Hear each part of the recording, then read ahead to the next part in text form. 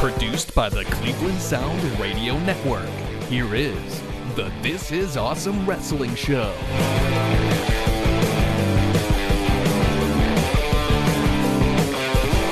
Episode number 101, This Is Awesome Wrestling Show. I am your host, the self-proclaimed mouth of Cleveland, Glenn Moore. We are here for season 3, officially season 3, and a brand new start when it comes to co-hosts. I'm still here. Steve Guy is out, and we have 2 co-hosts, and we have 3 voices for the show. New spin to our wrestling discussion each and every week. Interviews will be we'll be starting that shortly. Today, Danny Doring from ECW is on the show, talking about House of Hardcore, which is coming here to Cleveland in a couple weeks. Tommy Dreamer will be on the show next week, and we'll have some more interviews next month for October. So let's bring on the co-hosts for the show. Let's go to first. He is the unforgettable Husky treasure, Aaron Sechrist. Aaron, thank you so much for doing the show. I know you're a big wrestling fan, but let's let the listeners know who you are. Thank you for having me on, Glenn. Thank you for having me aboard this ship. My name is Aaron Sechrist. I'm a little known fact about me. I am a retired backyard wrestler, the inaugural champion of Alliance of Violence Wrestling, dating back 17 years. Wow. So basically I am the voice of the everyman here. Well, you play the part well. You came in here. If I'm good at anything, it's being average with too many opinions about dumb things. So I'm happy to be here, and I pay the bills. I am by day a graphic artist, and general moron that's on the internet too much. Well, we hope that you're the moron for the show, because we need that. That's why I filled you in for the It's a trial by fire, and I'm ready. So thank you. And they can follow you on Twitter at OKPants. Yes, OKPANTS. Follow me on Twitter, Instagram, Snapchat, anything worth following. I'm on there providing a lot of great content and accomplishing a lot. Now, when I put this team together, this man's name came to my mind, and he is the Hulk Hogan of this Outsiders formation, so to speak. And he is a professional wrestler, the handicap hero, Gregory Iron. Thank you so much for agreeing to do this show. Thanks for letting me be Hulk Hogan. You're the Hulkster of the show. But it's also, I know people, wrestlers, they hear the word podcast and they don't want to even go on for an interview, let alone be a part of the show. Yeah. So I know it's a big deal, and we're not going to be digging dirt or anything. We're just going to be talking wrestling for a week. But people who don't know who you are, which I don't think there's anybody listening that doesn't know who you are, but a refresher for everybody out there that who you are and what you are and who what you're about. Well, my name's Gregory Iron. I'm known as the handicapped hero because I've wrestled with cerebral palsy professionally for the last 10 years. On top of wrestling, I do a little bit of keynote speaking, motivational speaking, individually, and with Zach Gowen, one-legged wrestler and recent American Ninja Warrior. And I just love wrestling. I got into this business because I was a huge fan, and I wanted to be a part of it, and I'm still a huge fan. 10 years experience training under guys like Josh Prohibition, Johnny Gargano, and traveling the United States and Canada. I've grown to fall more and more in love with the business, but I've never lost that fan side of me, and I'm just I'm happy to be a part of this wrestling show. It's not a podcast; it's a wrestling show. Correct. Yeah, this is awesome wrestling show. This is awesome. This is. I like it. That. Will be. It will be that. Awesome. Yes. Now you can maybe motivate Aaron over there for the show. You can do some motivational speaking during the show. Come on, Aaron. I'll bring light to the hearts of the dozens and dozens of people listening to this show. Hey, we got thousands, all right? So, we got thousands. Did I say dozens? Yeah. I meant thousands. We got thousands. We're in the Well, thousands. I got bad news for you. When they heard I was coming aboard, the subscriptions dropped The ship is sinking. precipitously.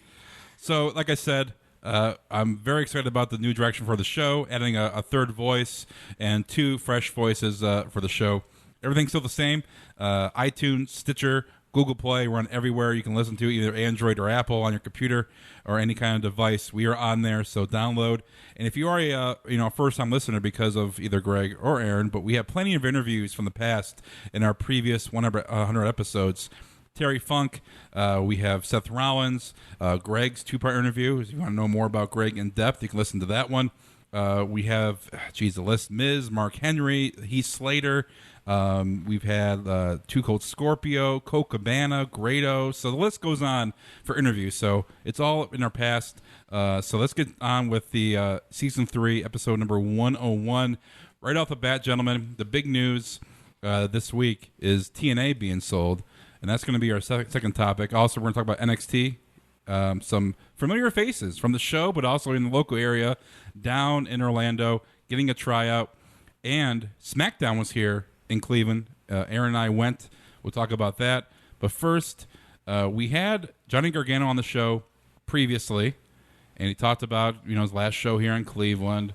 And then Greg was on the show last week for our episode 100, and you were saying, Greg, like, I'm upset that I'm not part of his last match. Yeah. And then during the Gargano Candice LeRae, it was 2 out of 3 falls. 2 falls were already done.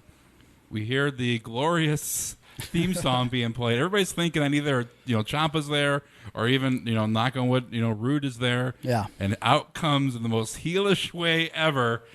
Gregory Iron, you pulled the fast one on me. You pulled the fast one on the listeners. Yep. You came out and you were involved, and you were on the winning end of that tag team with Alex Daniels defeating LeRae and Gargano. Yeah. I know you're upset. You played off like you were upset. I know you knew it in advance, but tell how cool was it for you to be involved with Gargano's last indie match? It was sweet, man. I mean, Johnny and I go way back. Like I said at the beginning of the show here, I was trained by Johnny, essentially. I started with JT Lightning, but about 3 months in, he gave the class over to Johnny. And so, essentially, Johnny wasn't ready to train at that point, and we kind of learned together, And then that training partnership that we had blossomed into more of a friendship when we started hanging out more. And, not a lot of people know this, but we lived together for 7 years. And, you just became like my best friend and my brother. So to be a part of that match, to kind of revisit some of the matches that we had, some of the spots and the angles that we did back in the day here in Cleveland one more time, just to stand toe-to-toe with my buddy and Candice, who's become one of my closest friends, and Alex, who has all the potential in the world to basically follow in Gargano's footsteps. I think it was a very special match. It was a very special night, very emotional to not only be a part of that match, but to be at ringside for Johnny's speech and to hear all the kind words he said about everybody. Particularly me. He said "I love you" on the mic. He's never even said that to me face to face. Yeah. So, but he's got good psychology when it comes to that stuff because he built up to that moment. It took him 10 years to say "I love you," and he didn't make me cry when he said that, but. At the end of the night, when there was about 100 fans left, down from 600, it was just me and him in the ring, and we were talking. We shared some stuff, and I played like I didn't know what was going on last week, but as far as even 4 weeks ago, I had no idea I was going to be in that match, and I really was kind of pissed off. He was purposely pissing me off because he knew that I wanted to share the ring with him in that last match, and so I kind of said to him, "Hey man, I don't appreciate you lying to me for the past 6 months that I wasn't going to be in this match." And he kind of laughed and he looked around. He said, "Everyone's staring at us. They probably want us to do something." I'm like, "Yeah, we should probably hug." And I hugged him, and he kept saying in his promo, "Once I put down this mic, it's over." But I held the ropes open for him. I said, "Once you walk out of this ring, it really is over." And he did one last roundabout in the ring, and then, man, it was like clockwork. As soon as he put his feet on that apron, it all hit me, and I just sat down on the ring apron. I started bawling for 5 or 10 seconds, and then Candice walked up to me because she was standing on the outside, and she goes, "I was waiting for you to get out of the ring, not him." And then I started laughing, and it was out of my system. And I think it was a good ending to that chapter, and now it's time for another chapter for Johnny Gargano and for Alex Daniels, who, like I said, great kid, only been wrestling 2 years, so athletic, and for him to beat Johnny Gargano cleanly in his final match, that's, they put the rocket on his back. AIW, all the credit in the world for letting that match happen, and now I think Alex Daniels has the potential to be the next guy. The whole stigma of okay, it's your final match in this chapter of your life, either indies or retiring in WWE or anywhere. You almost anticipated Johnny to win Yeah. You know, to even beat, Candace and win on top and, leave. Sure. Then you have you guys come out being, the bad guys. And then Alex, he has a lot of potential, but to see him beat Gargano in his final minute, I would have thought it would be you, pinning. But I don't need it. You know what I mean? Like it was cool enough for me just to be a part of that, to say I sort of beat Johnny Gargano's last match, but it was important that Alex got that pinfall, because now, I mean, he can ride that out to no end. Like, it wasn't just one of his last matches; it was the final time, hopefully, we'll ever see Johnny Gargano on the independent scene. And the last image is, shockingly, Gargano getting pinned by Alex. That's what everyone's always going to remember. So now it's up to Alex to just ride that momentum, not just in AIW, but as far as he can take it around the country and hopefully around the globe. Now, Aaron, I know you weren't at the show, and you're kind of not. Are you familiar with Gargano's work a lot, or? Mm-hmm. Yeah, I would say yeah. If you had a last match, who would your opponent be? Would it be a friend? Would it be The Undertaker? Who would it be? Like, I could pick anybody in the world? You can. Yes, you can. I feel like I'm 9 years old. Your last match. Well, you ever. can't outclass Gargano's decision to go against. He was initially wrestling his wife, correct? Yeah. Okay. So throw that out the window. So I would go for the most ridiculous. Let's just say, for the sake of conversation, it's somebody that I could feasibly get in the ring. Right. This is tough. Ray Rowe. I'd pick Ray Rowe. All right. Wow. I would, because I've known Ray for well over 10 years. We used to work together. We bounced at the now dead, defunct Peabody's. Okay. And I knocked a barbecue chicken wrap out of his hands one day and ran boy. for my fucking life. Wow. Because we were assholes. And so then I thought that might be, and then I'm visualizing this now. I would pin Ray Rowe clean, having 0 years of professional wrestling experience. And then I would extend my hand to shake his hand, and then I would give him a barbecue chicken wrap. Oh, there you go. And then we would hug like the Ultimate Warrior and Hogan did. WrestleMania 6. Yeah. April 1st, 1990. 67,678 people in attendance. And for some reason, Greg would be on the apron crying, too. So. That's what I do. And I feel like that was part of the reason why Gargano put me in that match, because he's like, you know what? If there's one guy that's going to cry like a little bitch, it's going to be Greg. Yeah. Win, lose, or draw, Greg's going to be the guy that cries, because he knows that about me. I don't think anybody was really crying that much. Well, you couldn't cry during that speech. Like, if you were there, or if you get the DVD and watch it, I mean, Johnny said it himself. It's like every 2 minutes there was something ridiculous that happened around ringside that where they would just create laughter, to where there was never enough time to get emotional and cry because something stupid horrible would happen. Like Aaron McGuire's kids got in the ring, and the kids started doing a backflip in the ring, like this 8-year-old kid. Stealing the show. So I don't know. It was the weirdest post-match promo send-off to WWE I've ever seen in my life, but it was great. Yeah, it was fun. It was fun to be there. It was fun to toast the Ecto Cooler. I think that's the first time Ecto Cooler was used to toast in front of 600 people. A lot of sugar. Yeah, a lot of sugar. A lot of sugar. Got to clean my gear still. I got to remember that. The coolest photos I've ever seen, when Gargano was stone colding the Ecto Coolers, and everyone was in the ring looking up at him. Yeah, that was a really nice shot. I picked the wrong spot though, because I wasn't paying attention. I was like, oh man, it's a cool moment, and then I'm staring out into space, and he starts dumping Ecto Cooler on my head. Yeah, son of a bitch, So that's a fitting ending right there. It was a great night, a very, very long night, but definitely worth it for Gargano, and he can go all night talking if he wanted to. But for sure, still great, and good luck to him. Good luck to his career. Be interesting to see if he's going to be on the main roster or NXT, because he can go anywhere he wants on WWE. He's going to excel. So good luck to Johnny, a 2-time guest on the show. All right, transitioning from that to a maybe somber news story, or could it be happy? TNA is up for sale. Reportedly, they don't have enough money to do a show this weekend.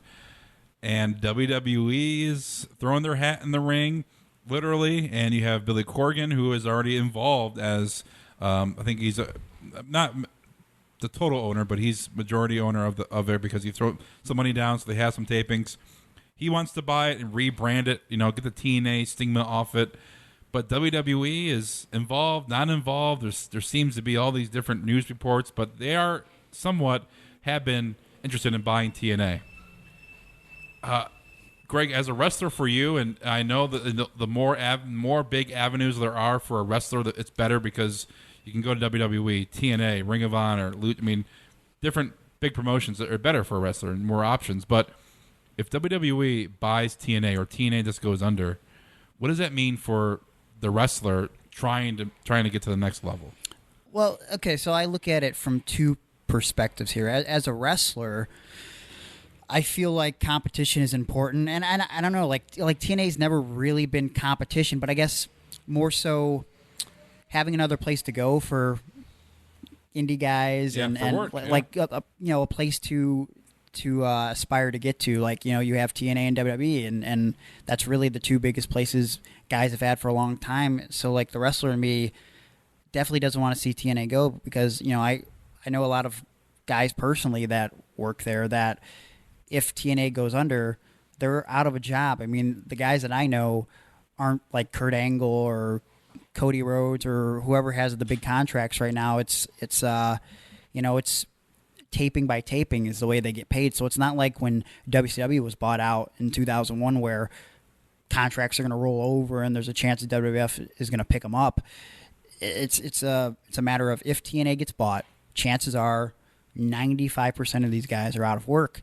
The other side of me, the fan part of me, is kind of thinks it's crazy that we could potentially see the whole tape library get bought out and put on the WWE Network. I mean, it's just another reason as a hardcore or a casual fan, like, man, if you aren't already paying $10 a month for the network, now you're going to have all of TNA on there. Like, it's I mean, if you aren't already spending your money on it, you're kind of dumb. If you call yourself a wrestling fan, you don't have the network. But I mean, if they get TNA on there, that's a big coup, and that's good for their DVDs too. And like, especially now having guys like Sting and Samoa Joe and AJ Styles, they can make a hell of a DVD for them, Yeah. So it's like I look at it both ways, but in general, it's just for the business, it's bad because it goes back to where we were 15 years ago. Yeah. It's like there's only one big show in town, and that's WWE. Aaron, I have to ask you because I'm going to give my answer, but I want yours first. Mm-hmm. If WWE buys TNA, give me 3 guys that WWE should sign ASAP or bring to their ship, so to speak. Matt Hardy, Senor Benjamin, Jeff Hardy, Brother Nero. Done. Yeah, that's it. Even Brother Nero. I honestly, I believe the only reason I think they really, if there's truth to the rumors, is I think they're going after, they want like Matt Hardy and his goofy art, VHS art wrestling matches that are going on. Yeah. Like, I think because it's the only thing that's been talked about TNA in the mainstream for years. But it's the most entertaining shit I've ever seen since ECW was a standalone fed. Give me Matt Hardy. Okay, wait. I can only have 3. Matt Hardy, Senor Benjamin, and Maxwell. And then if I could have a 3B, give me Jeff Hardy. Oh my goodness. I like it. I'm going to go EC3. Definitely got to bring him back. Broken Matt Hardy. Forgetting you broken. You got to forget broken. Because if it's Matt Hardy like version 2.9, I don't want that version. I want broken Matt Hardy. Yeah. And then I'm going to go with... I'm going to go with a guy that could probably fit in right away with like these cruiserweights would be DJZ. I could see that. Yeah, he's worked his ass off, especially the whole lucha angle with him and whatnot. I think he would be a top guy for the cruiserweight section. So those are my 3 guys. Lashley doesn't really do anything for me. Drew Galloway, I don't know how you guys feel, but you have Damian Sandow, Cody. We gotta call him Cody now. I miss Sandow a lot. But is he? I miss in WWE. I miss him a lot. I miss Damian Sandow, but this whole Aaron Rex, like, can you get behind? I mean, he's obviously these guys are good wrestlers, but it's like, can you get behind like a new persona away from Damian Sandow? I can't do that. I know him as Damian Sandow. I want to see the guy come out holding the mic like a wine, like a wine glass. I can get behind it because my name is Aaron, and then I can call myself Aaron Sex. That's really the only reason I can get behind Aaron Rex. The new tag team for TNA. Because I'm 12. No, I would love to see Sandow. I just, like a bunch of other dudes, I just thought he was way underserved in WWE. But it's frowny face for sure, I think, if WWE buys TNA, because it's the same story as when they bought WCW, same story as they bought ECW. You can't have one brand owning everything because there's no competition pushing anything. Yeah, I agree. It's they want the library so bad. Sure. And I don't think they want any of like the other assets like rings, setup, anything like that. Wrestlers, they might take a few, but they want that library so bad. I think Vince just wants to own everything. Well, I mean, it's like when you buy anything, the publishing, and that's the money there. But it's just, as a fan, it'd be terrible. Yeah. Because they would pluck probably 3-4 dudes, and then everybody else would be fucked. Yeah. Yeah, because there's no way they would ever do like a TNA invasion or anything like that, because anybody of value from TNA they already have. Yeah. Like now it's basically, I mean, it's a lot like WCW 2001, when they invaded WWF. And like, sure, they had DDP and they had Booker T, but, who wanted to see Sean Stasiak? And, I mean, like, it's just, I don't know. You could never do something like that. That was after WWE acquired WCW, obviously. Right. Yeah. Yeah. The early 2000s are a blur for me. But, because it's just not, you're just like, this doesn't, it would be one thing if WCW was still owned by Turner and they invade WWE, it'd be the craziest shit ever. Yeah. But you're just like, no, it's just, these dudes all work for the same people now. Yeah. It's, and like, there's not guys, there's reportedly, some guys not getting paid, for TNA, some wrestlers.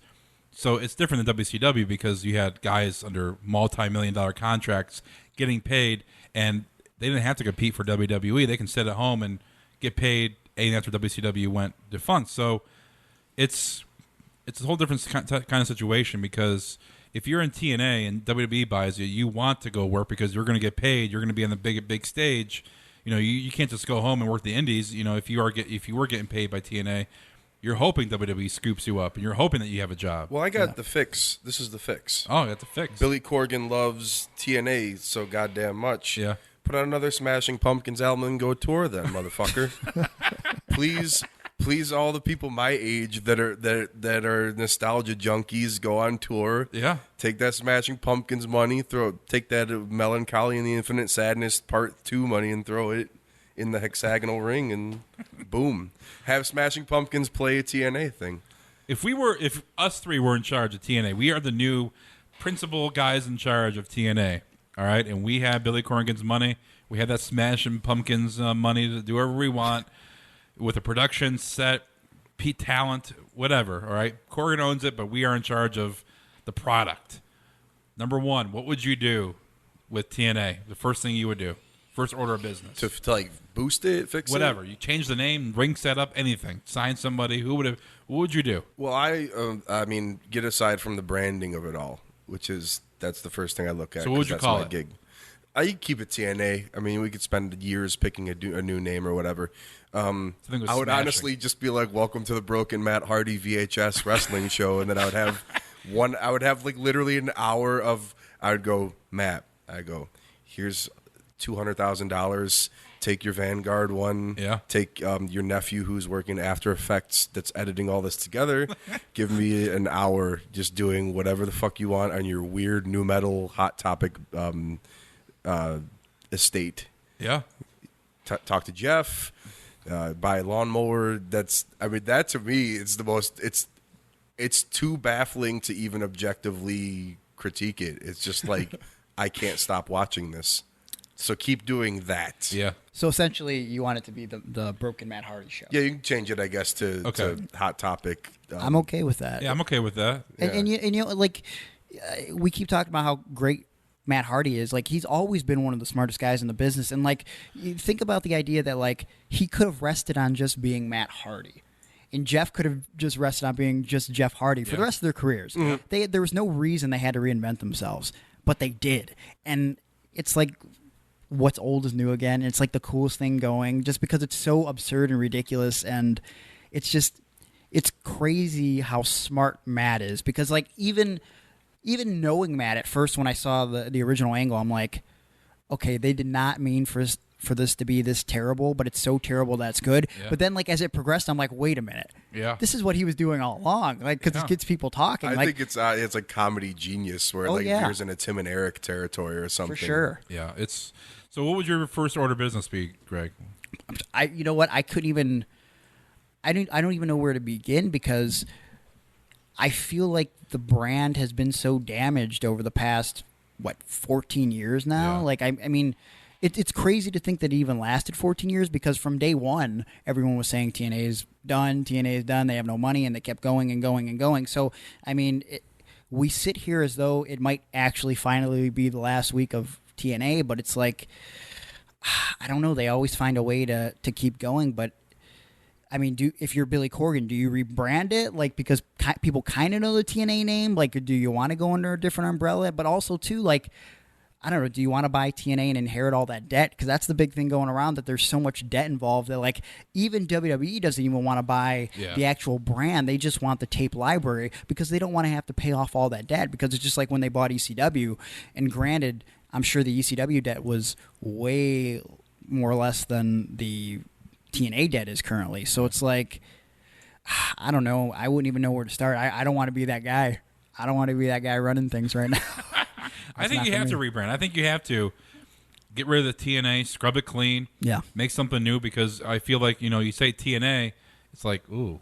It has that kind of like, ooh. Well, you also just on a real fundamental level, you hear TNA and I still go, just like late 90s wrestling where they just saw women as like strippers in the ring. And that's what it was. That's what it started out as. And I think that's why they tried to kind of sort of rebrand it as Impact, because it's hard to go to sponsors and go, oh, we have TNA wrestling. So you know what they think of automatically. Yeah. So it's like, no, it's Impact Wrestling. So now you're going to rebrand it again for the third time in 5 years? Hey, 5 years? They're the cockroach of professional wrestling. They survived Vince Russo, Jeff Jarrett, Hulk Hogan, Eric Bischoff. They survived all those guys being basically in charge, and here they are still standing. And now we have the Smashing Pumpkins frontman, hopefully leading the charge of saving this thing. Well, how long has he been involved in TNA now? It's been a while, right? A year and a half.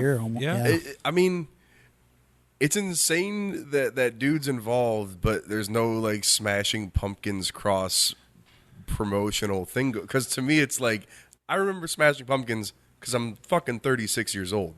But if you're like a younger wrestling fan, you're like, who's this weird bald guy that's wearing 7 coats and a scarf in the ring? Like, what's he doing? I'm pretty sure they used a couple Smashing Pumpkins songs for pay-per-views, and I might be making this up in my head, but I think maybe they used for Six Sides of Steel. They used that one song, "Despite All My Rage, I'm Still in the Cage." But they might have changed the lyrics to something to do with Six Sides of Steel or some shit. I have to hear that. I don't know. I might be making this up because I have a ridiculous mind. So maybe that didn't happen. But we all know the song, but I don't know why I can't remember the name of the freaking thing. I heard it. Yeah, I don't remember the name of it. But 90s. I feel like that might have actually happened. I'll have to look it up after this. It can almost be almost as good. Bullet with butterfly wings. There we go. How could I forget that? Is that the name of it? Yeah. I would have never even guessed. Me either. Wow. So that's the official. He still believes that he cannot be saved. I'm trying to see if there was a TNA version. I think there was. Yeah, there was. Okay, the Bullet with butterfly wings was the TNA Lockdown 2009 theme song. There it is. I got it. Steel. That's the 2009. So if he was a real genius, he'd get the guy that wrote the DDP song that was the slightly varied version of "Smells Like Teen Spirit" to rewrite it. I would love that. Now, can you? Greg has established that he is a walking wrestling encyclopedia. Yeah. Obviously. Now, can you give me the main event? Who was wrestling in the cage? That I don't know. I'm not as solid on my TNA knowledge, but if I had to guess around that time, I feel like I want to say Kurt Angle, Samoa Joe. But that might have been the year before? No. You want to guess, Aaron? I'll take a stab at it. 2009. Oh, this is going to be so wrong. Hold on a second. Jay Lethal versus versus Glacier. I don't know. You got Mick Foley versus Sting. Oh, 2009? Yeah, that was for the Wow. title, right? Yeah, and Mick Foley I wasn't won. in the same universe. Mick Foley won that match versus Sting. Okay. Yeah, 2009. So, I mean, TNA had its moments, right? Yeah. Oh, there's some amazing. I mean, I was watching some highlights of TNA.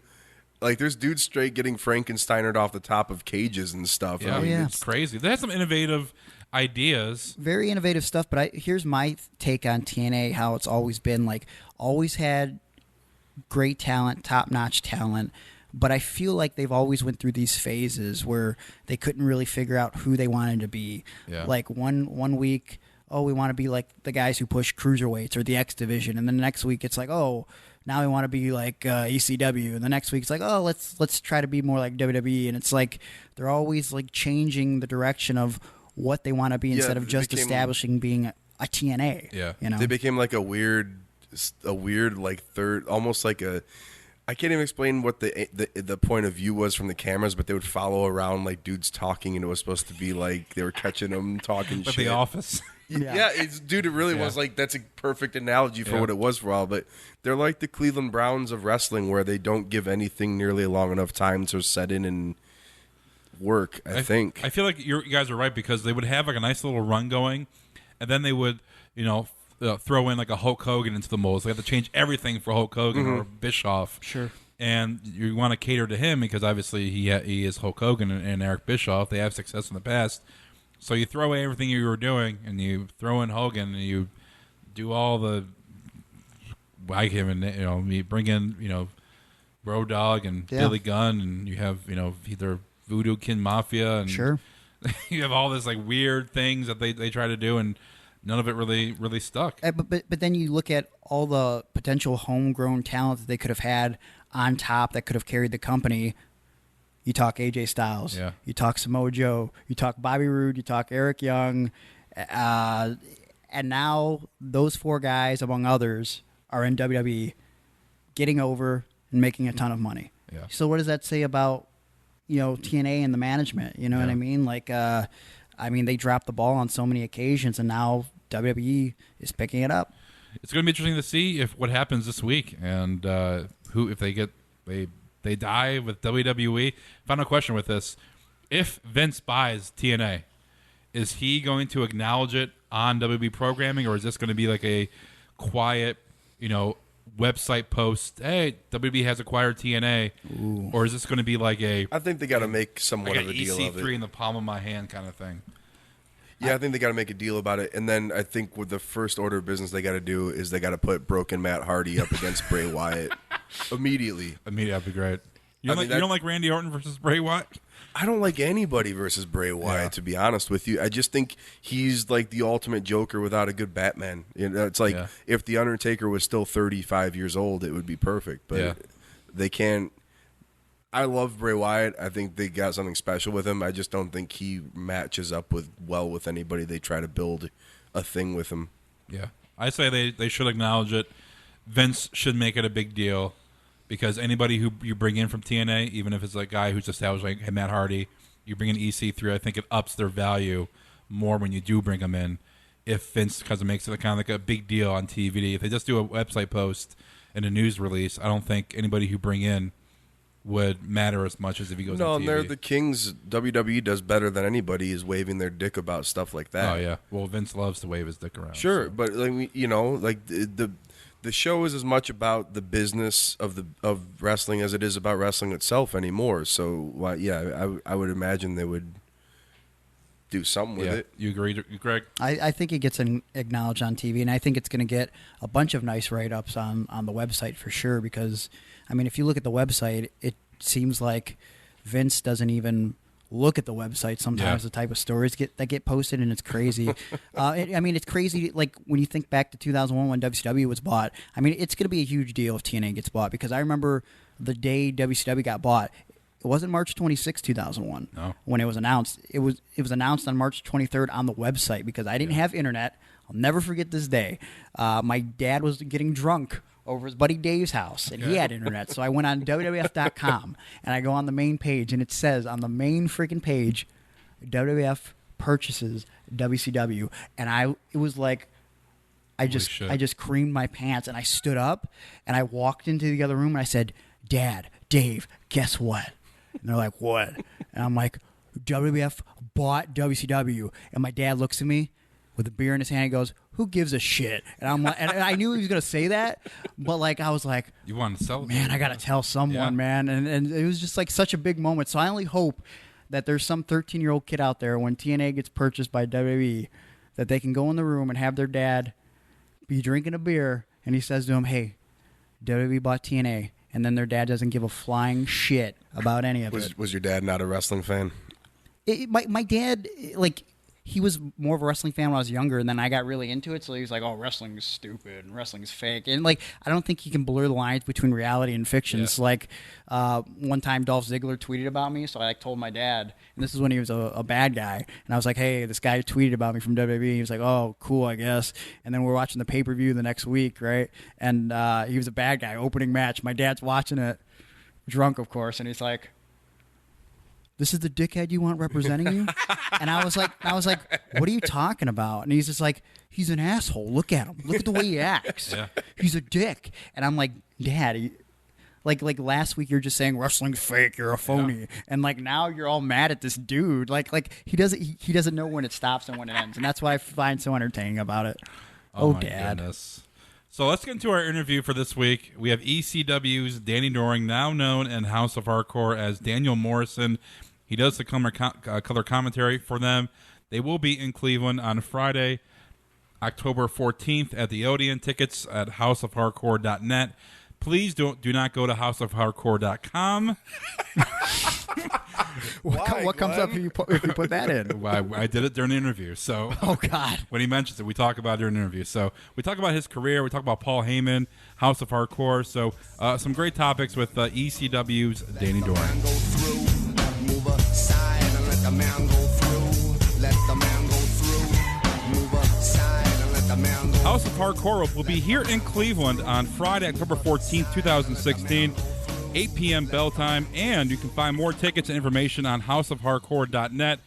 Going to have Rhino there, Tommy Dreamer, Sammy Callahan, Bob Holly, Tony Nese, Team Tremendous, Kevin Thorne, Bull James, Swoggle, who has been on the show, and also some Northeast Ohio natives, EC3, who's been on the show 3 times, Matt Cross, Candice LeRae, and Jessica Havoc will be there, like I said, houseofhardcore.net for more ticket and information about the event Friday, October 14th at the Odeon, East Bank of the Flats here in Cleveland. And a man who was billed from Pepper Pike, Ohio, during the show right now, he is a former ECW World Tag Team Champion. Of course, you know him in ECW as Danny Doring, and now he's doing commentary for House of Hardcore. Daniel Morrison. Daniel, you're Pepper Pike, Ohio, so you are familiar with the Cleveland area, right? Well, of course. No, that's actually incorrect. But let's start off by thank you for having me.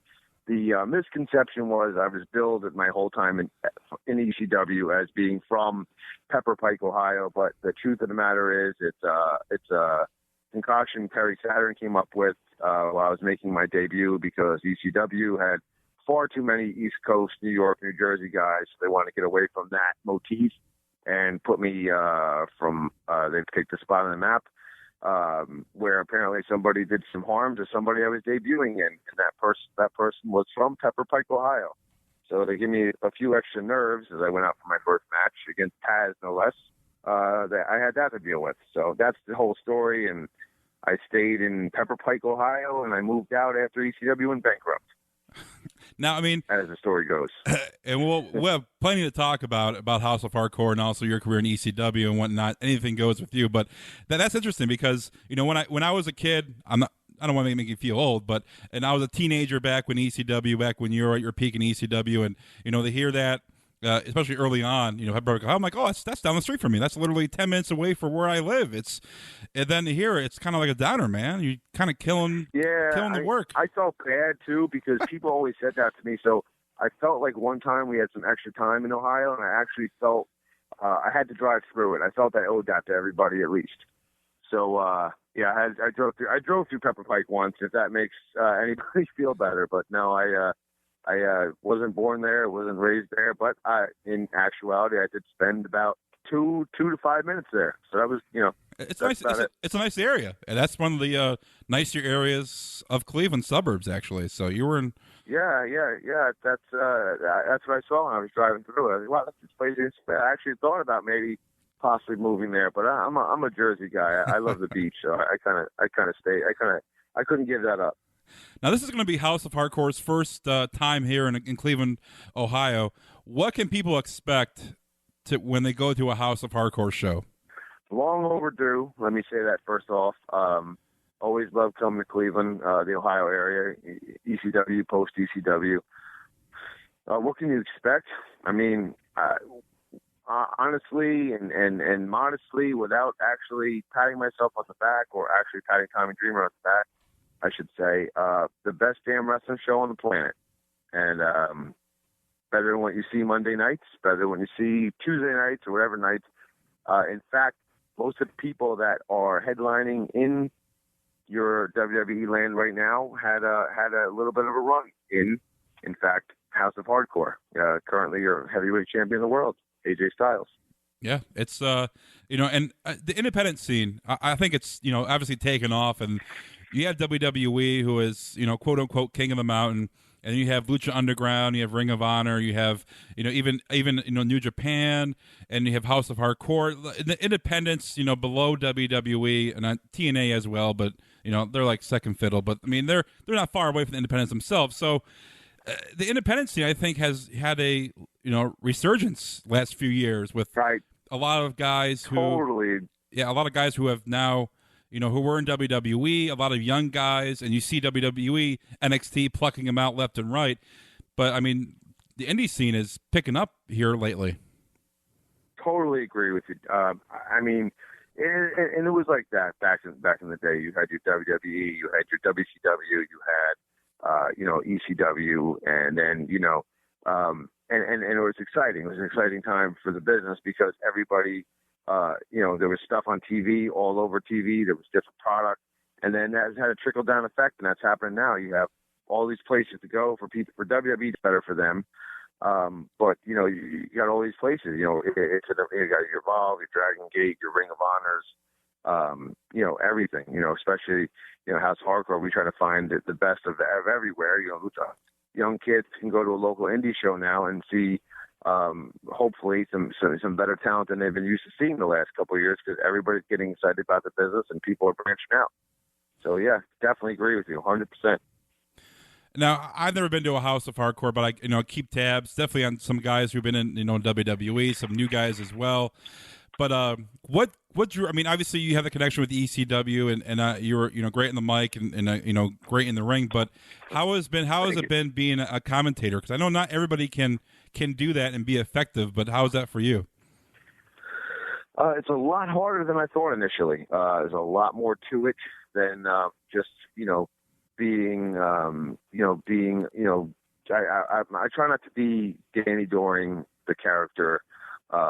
Too much. At the beginning, I found myself being a little charactery, a little Gorilla Monsoon-y, maybe, which, Gorilla Monsoon was a tremendous influence. But what I had to learn was, mostly it was about just to paint the picture about what's going on in the ring and not trying to get involved or get yourself over, I guess would be the correct vernacular, too much. And just to learn how to lay out for crowd reaction. It was a lot harder process. I'm still in the process of it. I'm lucky enough to have one of the greatest minds in wrestling, Tommy Dreamer, kind of pulling my strings a little bit and showing me this and that next thing. I've been studying a lot. I studied film on wrestling. Now I study film on announcers. So I'm watching a bunch of great ones. The Joey Styles of the world and a lot of other people. And, of course, I got a great host, the voice of House of Hardcore, Vic Travagliente, who's really, really, showed me a lot too. And we go back and forth and we have a lot of actual phone conversations and we kind of, we've been working together and he's really helped me out too a lot. So I can't say enough good things about him. So yeah, I mean, I'm in the pot with a lot of good ingredients. So I guess the only good can come out of it. And we especially on the show, we don't rip WWE, but the product maybe isn't as good, especially for guys who are fans of the 90s and 80s and 70s of wrestling. The old school mentality. But how cool is it for WWE to let a guy like Rhino, who is the, as of this recording, SmackDown Tag Team Champion, to let him go work for the indie scene? Booker T has made appearances. A lot of guys who maybe aren't full time with WWE, but they're still on TV. They're still on the pregame, postgame shows. Are still able to go the indie scene, being let by WWE. I mean, kudos to them for letting them do that, though.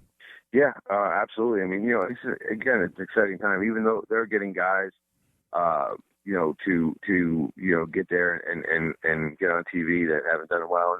And geez, man, is Rhino proven age is just a number or what? The guy, man. I mean, wow. I mean, the guy's just, I just saw him a couple weeks ago. He's we're doing a show in Danville, Pennsylvania, and then he's winning the SmackDown title a week later. So, I mean, it's cool because that's kind of where it's at. You see Rhino winning gold on SmackDown television, and then you can go to your local little indie show and maybe see Rhino walk through the doors. I mean, like I said, man, you never know. It's a great time to be a wrestler. It's a great time to be a fan. How about Rhino running for in the government in his home city, trying the political office, man? Unbelievable. Yeah, no, he's shattering the mold. Really, he's doing it all right now. This is kind of I don't know, man. 2016 might be his year. Especially I don't know how you top this one if you're Rhino, but hey, sky's the limit, right? I mean, who am I to tell him he can't do something? Yeah, I'm waiting for him to play for the Knicks next. Hey, they could probably need him, man.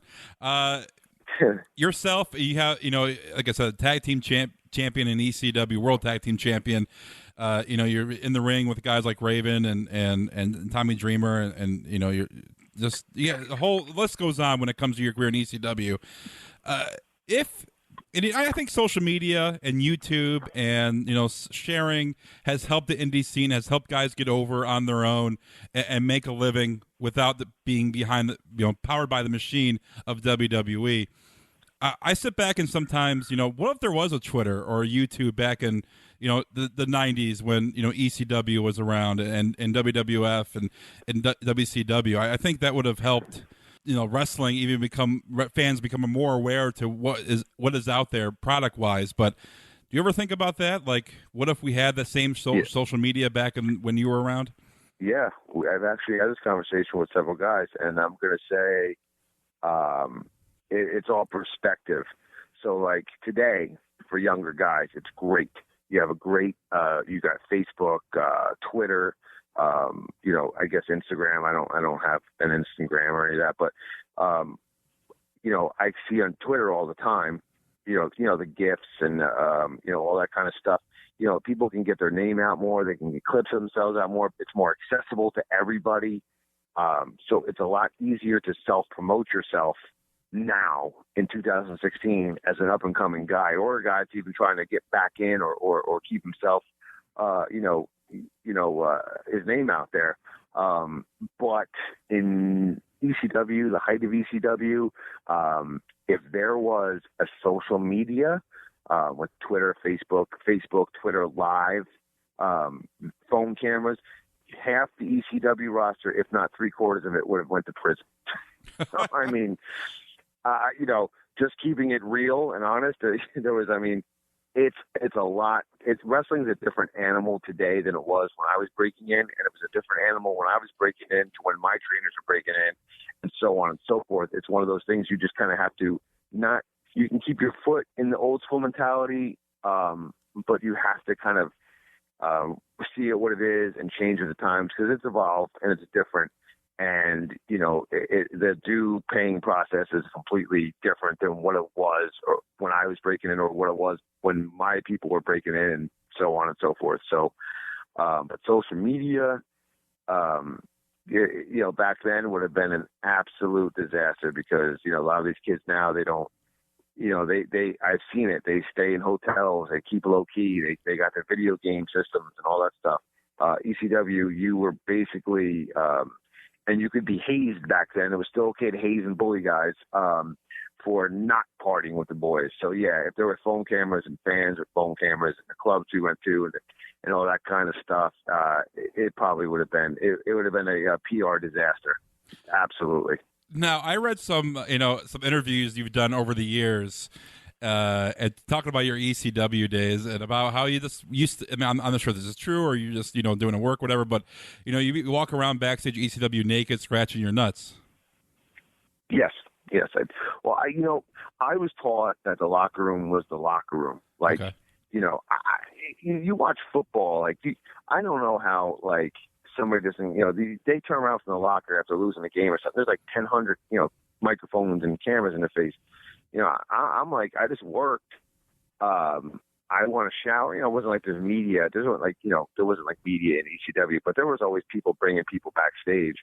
I'm in a locker room. I now have to go hide behind something so I can change so I don't embarrass anybody. And especially as I went on and got older and had more seniority in the locker room, if a guy's gonna be, you have your wife and your girlfriend, keep her in this backstage gorilla, I'm doing air quotes, gorilla area, or somewhere else, not walking around where everybody's trying to change their clothes.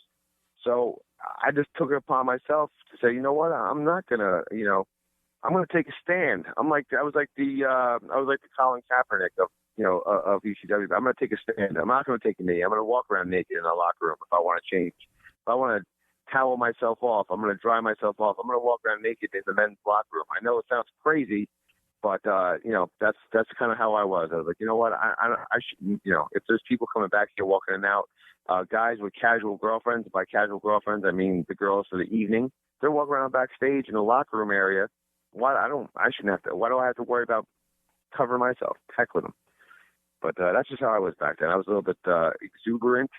I was a little bit cocky, convinced would be a better word, stuff like that. And I wasn't the only one, trust me. There was a lot of people walking around naked in those locker rooms. If you could, tell a young yourself back when you're breaking in and you were doing this, if you are at your age right now in the locker room and you see a guy doing that, maybe not now, but maybe if you went back in time, would you, say, hey, don't do this, kid, don't do that, or would you be like, hey, screw it?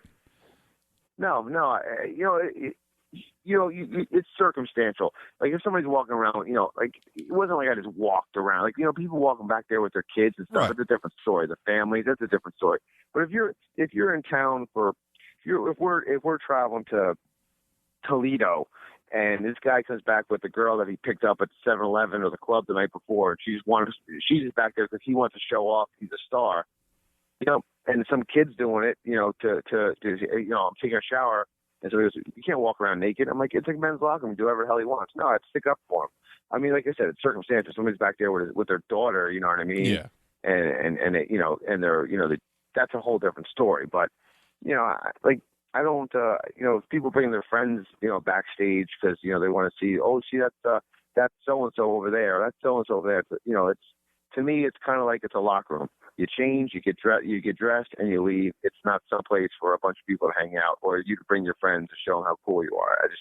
That's what I mean by that. It wasn't like I did to make everybody uncomfortable, but I wanted to make sure that people knew that this was a place for us to, get changed, washed up, and it wasn't a place to hang out. Does anybody hang out in your toilet when you're taking a dump? You know what I mean?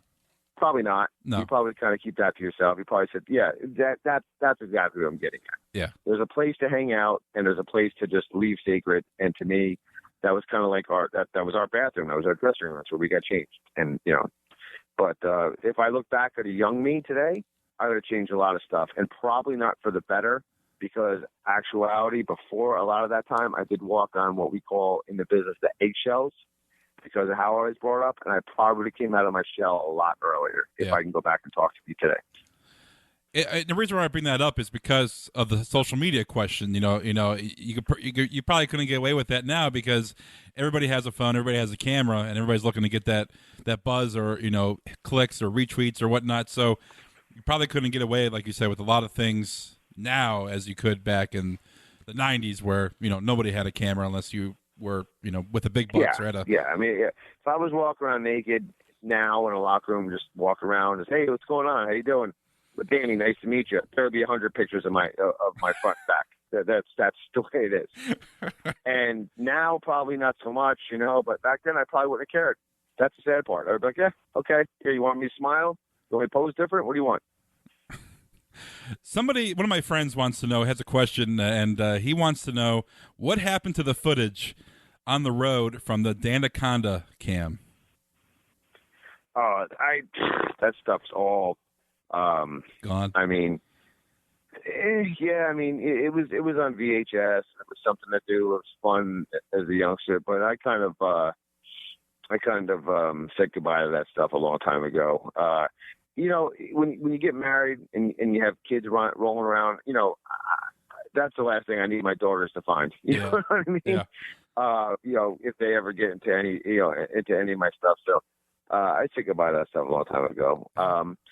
You know, the great news was a lot of that stuff too wasn't even, you know, a lot of it wasn't even about me. It was about like everybody. So, you know, if that stuff ever were to actually get in anybody's hands, the wrong hands, it would have ruined a lot of people's families. And it's something I always kept sacred, and a respect I had for the boys, even the ones I didn't necessarily like. It's just one of those things. We were young, we're having fun, and I wanted to document it, but I didn't know what was going on. It was like, you know, for people who don't understand, because a lot of younger people here, back then, it wasn't like you had an iPhone. You had to actually have a camera that was big enough to hold an actual, you might not know what this is either, a VHS tape. No, I know. So, so I'm just saying, like, people listening, like, you basically had a Volkswagen on your shoulder. So it wasn't like anybody didn't know they were being, you know, videoed. So, you know, it was one of those things too. Nothing was secretive about it. And people knew about it and they enjoyed it. And a lot of people played up to the old Conda cam. Just, you know, one of those things where it just, you know, you can't, you know, when you start getting older and having families, it's not something you need either lying around or ever, you know, getting into somebody's hands, because it would have incriminated a lot of people who probably still have those same families today or whatnot. So I just kind of, I parted ways with it a while back. If you would, a guy breaking in the business now, you know, maybe young 20s, if you had to tell him a few, you know, wrestlers that, okay, these are 3 or 4 guys that you need to watch their matches, you know, to get you know, the art of wrestling down, what 3 or 4 guys would you tell them? Ooh, that's an excellent question. I mean, you mean currently today or just all time? Just all time. I mean, I know all time opens up a whole slew of guys, but yeah, you know, it does. maybe a mixture. Maybe a couple old guys, a couple guys currently. It's funny. It's funny because it's like a question. It's a loaded question because you could go any way. Like, I always liked watching wrestling, but it wasn't until I saw Randy Savage that it fired my senses. You know, ego, flamboyancy, you know, the colors, everything that made me want to get into being involved in it. And once I did, I went back and watched a lot of other people. I learned a lot of watching, you know, from watching the Steamboats and Ric Flairs and everybody. And then when I got to ECW, I was surrounded by guys like had all this knowledge, and the Tracy Smothers taught us so much I could never repay it. Tommy Rich, we had Dreamer, we had Shane Douglas. You know, we had any style you wanted. But if I had to pick guys like I mean, a guy like Jerry Lynn, to me would be like a total package. A guy who just could do anything: technical wrestle, mat wrestle, fly, just go hardcore. Like there's a guy, you know, it just depends to me who draws you in. You want to get some of those influences out of, but at the same time you kind of branch out too. And with this WWE network, I think it's like an amazing thing where you can pretty much watch any genre of wrestling. And it's almost like if for young guys, like for $10 a month, the research that you have at your fingertips is absolutely, I'm not pushing it by any stretch of imagination. I'm just saying, like, I wish I had that at my fingertips come breaking in. We had to actually tape trade and go to our video table and take tapes and find tapes and all that kind of stuff. So, I mean, now you have this tremendous tool and how, you know, these guys, you know, if they're not taking advantage of it, it's just silly to me. You can find anything you want, but I would watch, you know, the guys who put in the time, who learned how to do something, you know, like to work, to involve, especially on an indie level. You want the fans to appreciate what you're doing. You want to tell them a story. It's not so much about hitting, pilot drivers and triple flips. I mean, there's a place for all that, yeah, because it's, you know, it's athleticism. But It's when to do it, how to do it, not just doing it. So, I mean, you have this tremendous tool at your fingertips, and I think between YouTube and WWE Network and all that stuff, these kids have like a digital encyclopedia right in front of their faces. So, I mean, you can go anywhere you want with that. Speaking of the network, are you seeing any? Obviously, you put your name in there. You're on the network. Are you getting any royalties from WWE or no? Oh yeah, I just bought a yacht, and the rest I just like collect interest. You know what I mean? Oh yeah. I mean, yeah.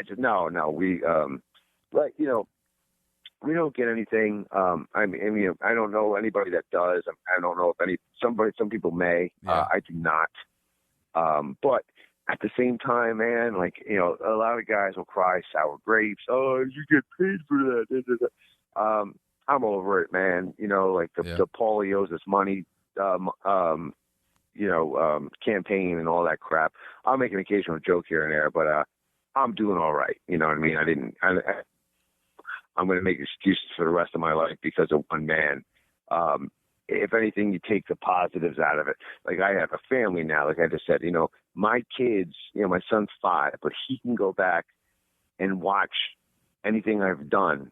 It's like immortalized in history on that network. You know what I mean? Yeah. So what I have accomplished, he can go back and see it. That my girls can go back and see, Daddy do his thing back in his day, and it's something I hope that they can look at and be proud of. That Daddy had the intestinal fortitude. I'm trying not to use colorful words. I don't know how you feel about that. Oh, you can swear. To go out and try to do something and make something of himself, to have that, that gusto to go out there and try to do something. So, it's one of those things where I look at it that way. Like, I always have that, and my kids always have that to see. And hopefully they can look at that and be proud and know that whatever I do now is for them, but they can always go, actually, Daddy was maybe pretty cool back in the day. Or maybe they'll go, wow, Daddy did that. That's pretty cool. But was he a douchebag? Yeah. Whatever. But it's there. So, I mean, to have that is a pretty cool thing. So, and can you say that you've buried the hatchet with Paul Heyman, or are you still? Oh, absolutely not. No, absolutely not. No. I'm not going to go there. No, I despise that man. Yeah, I'm not gonna. There's no. If there was a hatchet buried, I'd dig it up, put it in his back. I'll never. I have absolutely zero respect for how he treated his guys in No Way Out. But it's not something that I dwell on. It's not something I wake up every day. I know there's a lot of guys that are in ECW that will always, it ruined their lives. You know what I mean? They never got back ahead on bills. But they blame this guy for everything else. You're talking about 15, 16 years ago now. And at some point you got to take accountability for your own lives. And if you have family, and take care of your own. You can't say, well, he didn't take care of this and he didn't hold his word to that. At some point you got to just point the finger at yourself and move on. It's just like anything else in life, So do I blame him for anything? No. Do I personally like him? Absolutely not. But, I wake up every day Heyman free for the most part, other than this actual conversation. And I live my life, man. I cheer for my Cowboys, and they lost last night. I cheer for my Lakers. I watch my kids grow up, and I pay my bills just like anybody else, man. And I get on my PlayStation 4, I have spare time, and I talk a lot of crap to a lot of people online, and I'm pretty happy with that. I mean, you were on the One Night Stand show in ECW 2005, or you were promoting that, correct? What's that? I'm sorry. The ECW reunion show back in 2005 with WWE, One Night Stand. Yeah. I know Paulie was involved in that. So, I mean, were you more working with Dreamer on that more than Paulie, or have you run into each other since the fallout of ECW back in the 90s? No. I've dealt with him briefly in WWE when I was under contract. Yeah. For the new ECW. But after that, no, I haven't seen him. I've not even the ECW, the One Night Stand, and the second one I like to call sloppy seconds, because it's really not a one night stand. If you have it twice, it's not a one night stand. They should have called it sloppy seconds. I thought it would have been funnier. And I always told Dreamer, I said they should have opened up One Night Stand with us redoing an opening and redoing Land of a Thousand Dancers. I thought that would have been ECW style, but apparently I was. He looked at me and goes, "You are absolutely out of your mind. That will never work." That's my Dreamer impression. And I look back, and like I said, I was, in my teens when ECW was at its peak in the 90s and early 2000s. And then you had, this watered down ECW, for WWE in 2006. And it was just rough. I mean, I'm sure for you being an ECW original, it was, hard to partake in all that. Yeah, I mean, but it was just different. And a lot of the guys had the misconception because they were kind of led to believe they would be just like the old ECW. So to them, it meant, it was a little bit like that in the beginning because we did run a lot of the buildings we ran on the live events, but they thought it was like the same check-in time, like ECW. You could show up at 4 or 5 o'clock if you were a veteran, and there would be no heat on you. The younger guys were in the ring. We usually in the ring by like a couple, like anybody, like a Jason, like a Just Incredible could walk in at 5 o'clock. It's totally fine. You know what I mean? Like, that's just what time you're supposed to be here. But if you show up at 5 o'clock at Monday Night Raw or the ECW taping, you're probably going to get fired. Yeah. So a lot of guys had a little problem with, that whole part of it. But, to me, it's just different, man. I knew what it was. The writing on it was on the wall very early, that it was just phasing out that old, and we're going to use this as a platform to launch our developmental guys kind of thing. So it was kind of hard, not just to watch that die, because to me it was kind of already dead, but just depressing to know that we felt like there's nothing we could do for ourselves personally. Because I think, a lot of us were ready to move on from what ECW was anyway. So it wasn't that the ECW was nostalgia was dying, because we didn't think they'd ever kill it. They did their best. People still chant the letters, and people always remember for what it was in its prime. I just think that a lot of us were ready to move on and become the next stop, stage of our career, or whatever that was going to become. And we couldn't get out of the gates because of who we were in ECW. And, that's unfortunate. At the same time, the reunion shows to me got a little bit old and redundant too, because what are you going to do? What are you going to do 15, 20 years from now? Yeah. Let's say Sandman passes away in 20 years. What are you going to do? Play Enter Sandman and wheel his urn out and, roll him around ringside? And you want people to remember it in its height, in its prime, in its glory days, not for a bunch of guys. And then I'm going to say something rude here. Okay. Or rude. We can say rude or the truth. That's what I like to call it. It's ECW was the greatest time in a lot of people's lives. At its height, it might be nobody better, nobody could touch us. In 2016, reunion shows and stuff like that are just an excuse for a lot of the drug addicts to make a payday so they can go out and party like it was 1999 one more time. And it's not. It's a travesty. If it's treated as such, then it's disgusting. Yeah. So I just wish, I hope there's never another reunion show whatsoever in any shape, or form at all. And that's good that, House of Hardcore isn't like that. It isn't a reunion show. You Dreamer, and you have, young guys, who are, top of their game, like an EC3, a Matt Cross with Lucha Underground. So it's not just, guys going out there who can't work and trying to make an easy buck. And like you said, go out and, get high or whatever to make some easy money off the ECW name, 20 years later. Yeah, ECW is kind of like a hooker at this point that's been around the block for about 15, 20 years.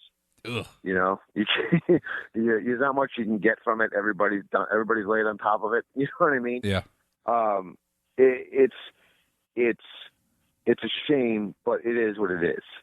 House of Hardcore is Tommy Dreamer's brain trip. Tommy Dreamer is going to tell you he has his finger on the pulse, and I say it all the time. He's never going to forget where it came from. So you'll always have that little bit of nostalgia involved, but it's not going to be guys that can't move. We've had Rhino on almost, half the House of Hardcore shows. Obviously, it's not a nostalgic thing because Rhino's still winning championships in the big time. So anything we touch on ECW style is going to be guys that can still represent what it was.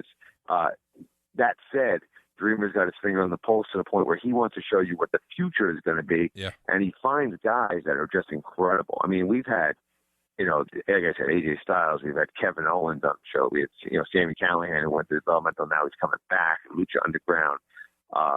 EC3, like you said. We got a lot of guys that are currently, on top of their game now.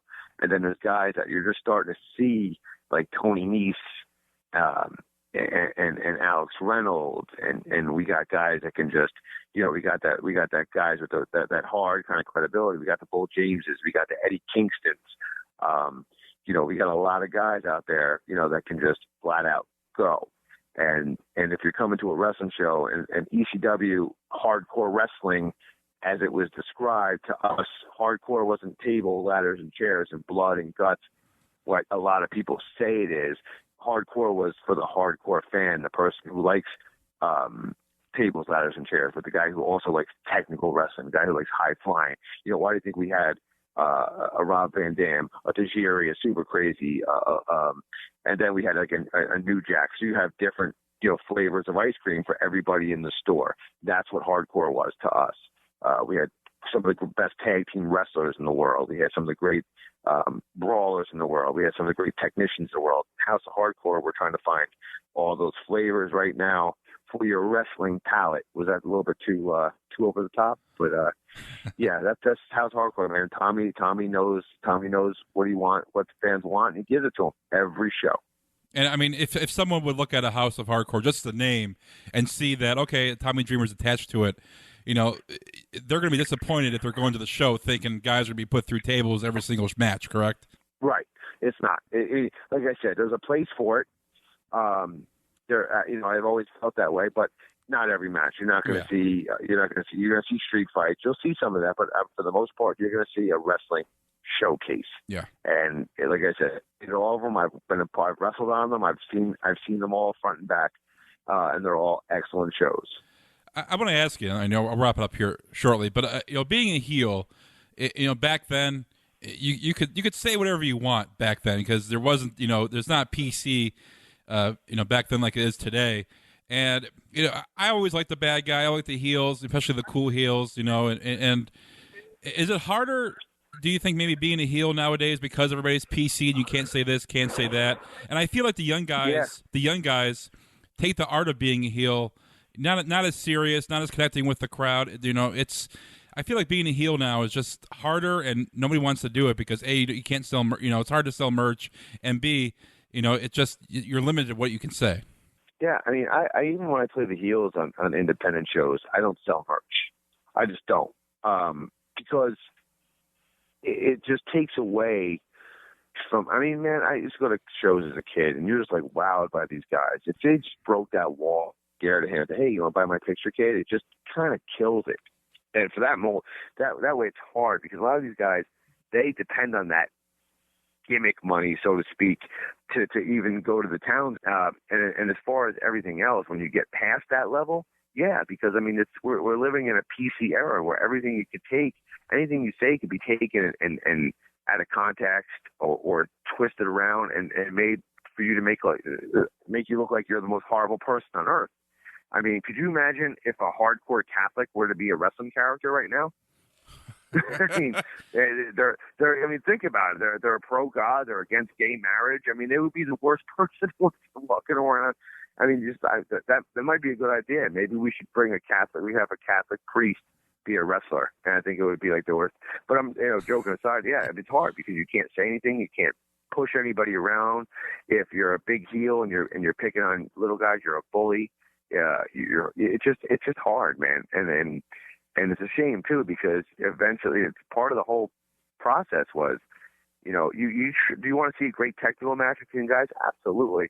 But at the end of the day, you want to see a villain get defeated too. And if you don't have a villain, then what's the point? What are you paying to see? Like, back in the day, you would want heels and heels and heels to keep going, getting over. So eventually, what we call the payoff is that guy gets defeated, and usually back then happened on pay-per-view. Those were the pay-per-views were the be-all, end-all of any feud, and now it's just a continuation of, the WrestleMania just sells Monday Night Raw, and so on and so forth. So, yeah man, I think, like I said, like we got to earlier, it's a different animal, and I guess, we got all evolved with that and just accept it, but I think it's absolutely 100% hard to be a heel in today's day and age. And kudos to anybody that can pull it off. And it, like with you, being, your character was like a womanizer back in ECW. I mean, oh, forget it. That would never fly here now. Oh, there would be groups. There'd be people. There would be people. There'd be religious fanatics getting mad at Roadkill for being an upstanding Amishman hanging out with a pervert. Yeah. There would be women's lip. Oh, it would be brutal. It would be brutal. I mean, all of us would have been protested some kind of thing. Just think about it. They'd be coming after Van Dam for his level of the 420. Yeah. As was a bully. Rhino was a bully. Every Bubba Ray, Bully Ray was a bully. Forget it. There would be like so many groups. It would be like that movie PCU. Yeah. I don't know if everybody's seen that. Might be a little old too. It might be a little over. It's a college where everything was protested. Oh man! All right, I know we can go another hour talking, and I just wrap it up. I could go all day, dude. But eventually I got to pick my kid up from school. That's where we're at now. That's where I'm normally like, let's go to the bar, finish it, let's go find the after party. Now it's like, I gotta go pick up my kid from school and play Madden football on my PS4. Hey, that's not a bad. And that's age right there, my friend. Yeah, they're not that old though. You're early 40s, correct? I am 42, but I will say I probably look like I'm actually in better shape now than when I was in my wrestling prime. I just don't move as quick. You still get in the ring? I learned to take care of my body because I want to be around for my kids when my son starts playing football in high school and college, and when my daughters are in their 40s and are old enough to start dating, stuff like that. Are you still get in the ring? Yeah, oh yeah. I just had a wrestling match 2 weeks ago. Me and little Guido teamed up. Yeah. And we worked as two young kids in their early 20s, if not early, younger, and we put in a fit. Yeah, when we could still. Guido's another one, man. Another guy could still go with the best of them. Oh yeah, little Guido's been on the show. So, little Guido's been on the show a couple times. Yeah, he's great. He's the best. Yeah. So just to watch him still be able to do what he's doing and stay in the shape he's in is inspiring to a person like me. So to know that he's got no die and no quit in him is can get in there and mix it up. But I just my schedule doesn't allow me to get out as much as I'd like. Yeah, but you'll be here in Cleveland, right? Yes, sir. Yeah, you'll be here in Cleveland October 14th for House of Hardcore 19 here in Cleveland, Ohio, and I'll be there. I'm sure I'll probably see. I'm not going to be in the locker room because I know what goes on in the locker room. I'll probably be backstage. I will not be naked in the locker room. I promise you. I'll be wearing a nice suit, and I promise you, it's completely safe. It's Danaconda free. You can walk around and say hi and shake hands, whatever you want to do. I assure you, I might do it now that you said that, but no. Oh, jeez. You'll be okay, man. I promise. All right, like I said, House of Hardcore 19 here in Cleveland, Ohio next month. Information on our site, links to houseofhardcore.net. And like I said... Oh, yeah, please, by all means, go to houseofhardcore.net, not .com. Right. Huge difference. Is there? I have not made that mistake yet, but I'm going to do it right now on my computer, yeah. houseofhardcore.com. Here we go. Okay. It takes so right. Now my computer's dead because all the viruses are on it. There was a very in House of Hardcore's infancy. There was a lot of miscommunication on. Please go visit this site, and yeah, there was no wrestling on it. Anybody listening to this, you can draw your own conclusions without infecting your computer. Well, there is wrestling on it, just not the kind that partakes at houseofhardcore.net. Yes, that's a good way to put it. Yeah. So yes, by all means, please, houseofhardcore.net. All right, Danny Doring. .net for clean computers. .net. If you want your computer to crash, if you want to prank your buddies, go to houseofhardcore.com. Exactly.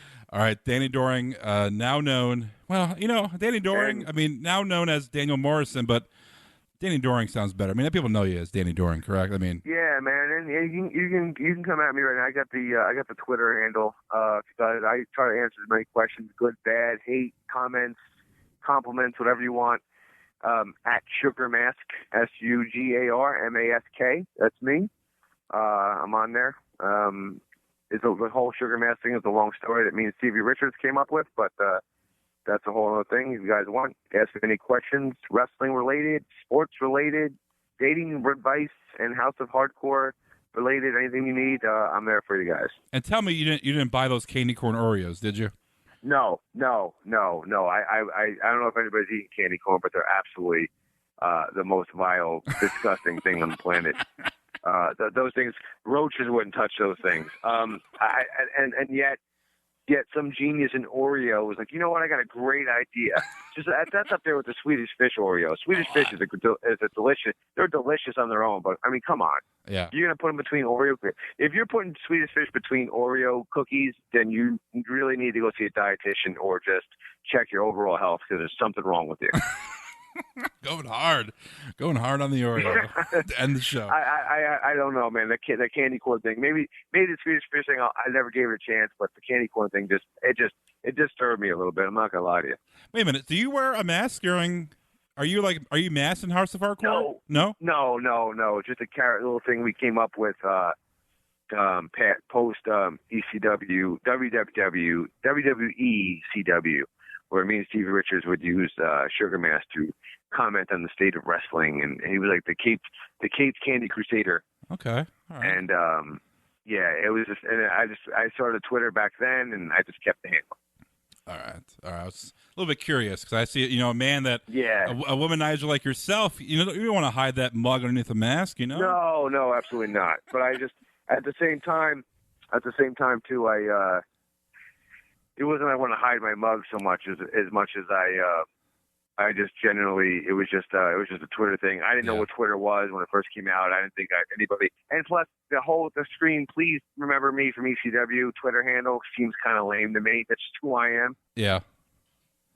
I just came up with at Sugarmask, and people can get out. People who know, they find me. You can just search Danny Doring and Sugarmask pops up. It's like a big mystery. Just something I just did back when Twitter was first coming out, because I didn't understand Twitter either. So. All right, man. Love talking to you. Love to have you on again. Look forward to meeting you here in Cleveland, October 14th, man. Excellent, bro. I appreciate it. And I'll see you in person in Cleveland.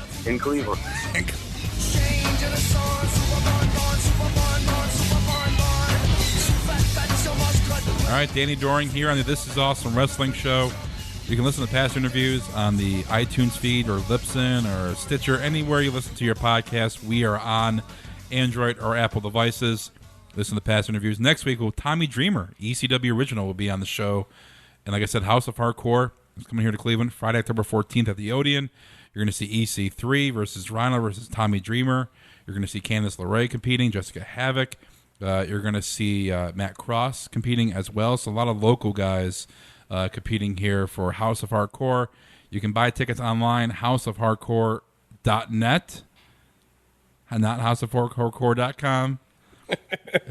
And if you listen to the interview, which I hope you have, you know what happens when you go to houseofhardcore.com. This is me tapping houseofhardcore.com right now on my phone. Aaron is checking right now. Oh, virus on your phone now. So there's it. Like I said, make sure to check out House of Hardcore coming here to Cleveland. Tommy Dreamer on the show next. So we've had some people on the show previously, that have either moved on to WWE from the indie scene or have made their mark in WWE. Some past old timers on the show. We had Samoa Joe before he made his NXT debut. And there's a man named Eddie Kingston who is the unofficial co-host of This Is Awesome Wrestling Show, because when we do interviews at AIW, he just grabs a mic and joins. So it's chaos with Eddie Kingston.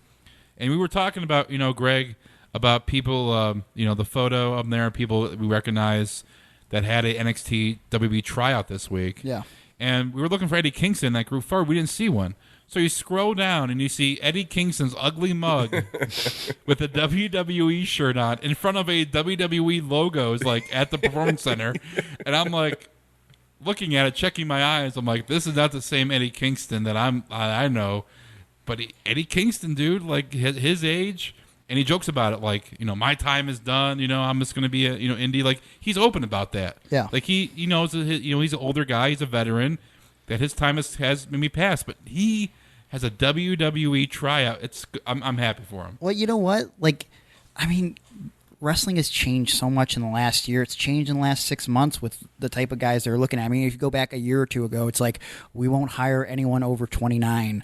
And now, you know, you sign Carl Anderson, who's 39, and Carl's been around the world and done everything, you know, and Eddie, you know, he talks about being an old guy and everything, but Eddie's 34 years old. He's not that old, you know, and arguably, in my opinion, he's the best promo guy on the independent scene. It's been that way for years. Like, when I need inspiration for a promo, I'll watch something from Eddie Kingston because he's the man. He's so believable. Like, he makes you believe in who he is. I mean, Eddie is Eddie. You know, there's no character involved there. Eddie's Eddie, and it's really cool to see a guy like him that's busted his ass for almost 2 decades, plying his trade and honing his craft to get this shot on top for the biggest organization in the world, and that's where he belongs. Honest to God, these are shot, and I know his promos, which he cuts like an AIW, would not fly in WWE or NXT, but very vulgar, very fan attacking, which doesn't, you know, not very PG now. Yeah,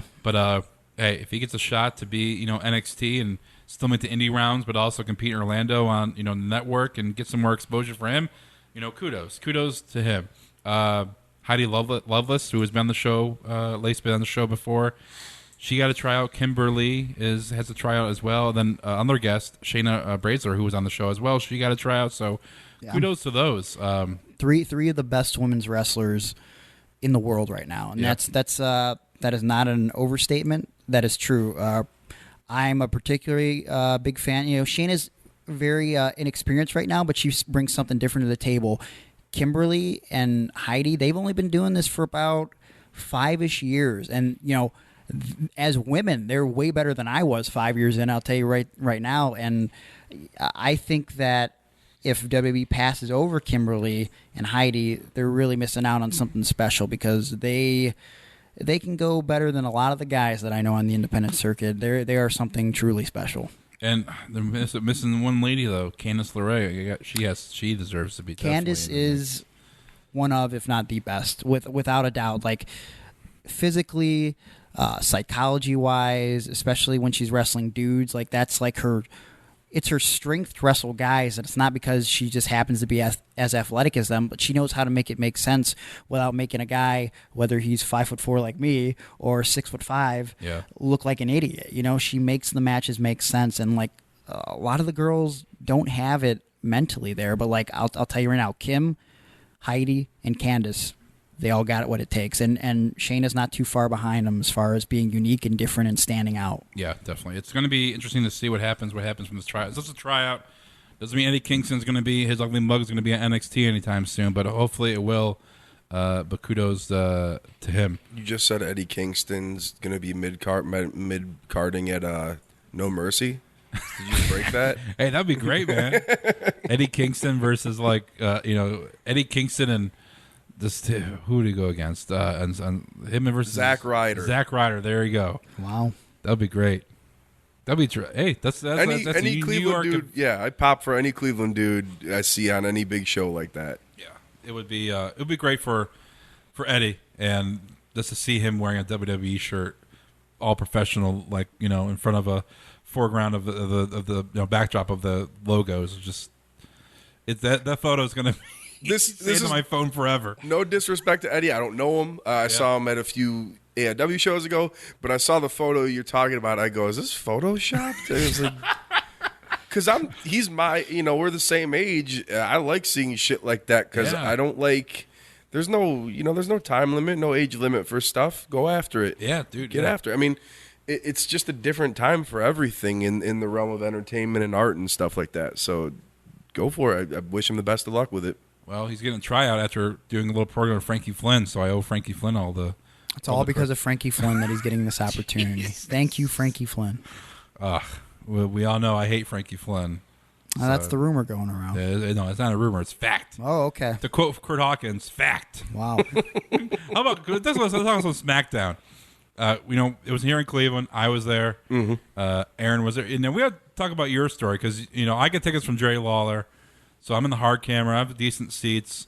You got to talk about your experience. Before we get to that, speaking of Kurt Hawkins, all right, okay, we all know Kurt Hawkins wasn't utilized to the best ability. He's a great worker. He has his own, school. He's doing his own thing in Indies. Very popular guy. And WWE calls him back, and what he's doing, I'm not sure if you've seen the promos, Greg, of him talking out of his ass. Yeah, he's like the Chuck Norris of WWE. Yeah. But, his promo for SmackDown Tuesday was, even more cheesier. They're getting progressively sillier. It's like he's, doing, laying on his side with his legs open pose, the old Macho Man pose, and he has talking out of his ass again. He deserves better. I mean, I can't remember the last guy they gave vignettes for and they led up like that, or tag team where they gave him that many vignettes and then it stuck. Yeah. I mean, I think of the Shining Stars and stuff like dudes that get months of vignettes for minimal returns through no fault of his own. I'm just saying the way he's positioned by WWE.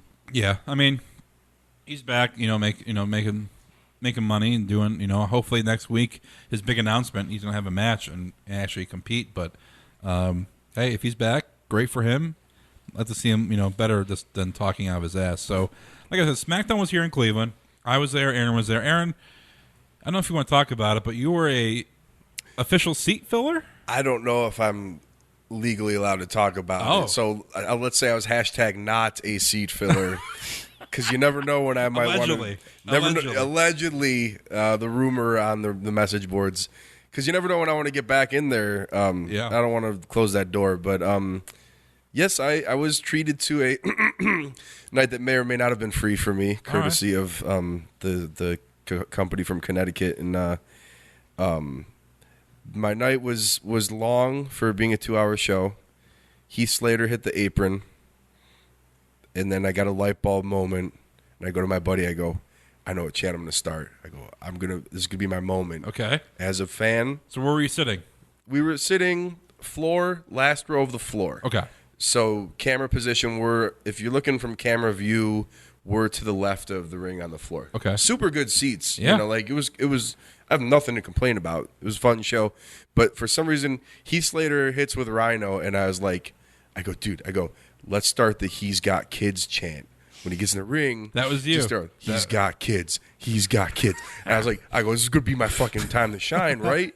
Right? Yeah. I go, because people I'm a wrestling fan. We're all idiots. I go, there's no way this doesn't take over the entire queue. Yeah. So he takes, the match goes on forever, and it takes forever for him to get tagged in, and finally gets tagged in, and I go, he's got kids. He's got kids.